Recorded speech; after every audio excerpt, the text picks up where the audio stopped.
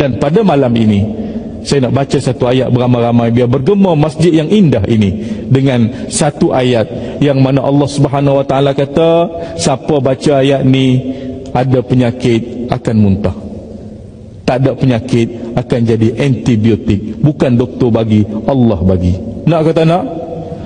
Letak tangan kanan kat dada kiri, ikut saya baca beramai-ramai biar bergema. Boleh?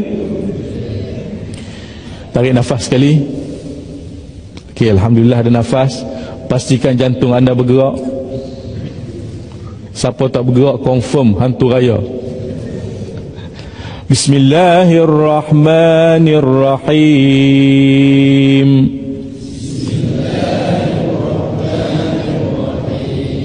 Wa ayyuba idh nada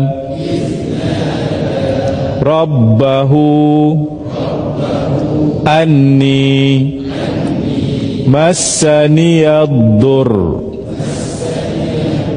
wa anta arhamur rahimin.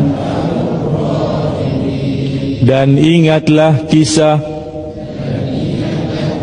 hambaku yang bernama Ayub telah berdoa kepada Tuhannya, ya Tuhanku, sesungguhnya aku telah ditimpa penyakit, maka Engkaulah ya Allah yang mengasihani dari segala yang mengasihani. Amin ya Rabbal Alamin. Pejam mata, tarik nafas, niat.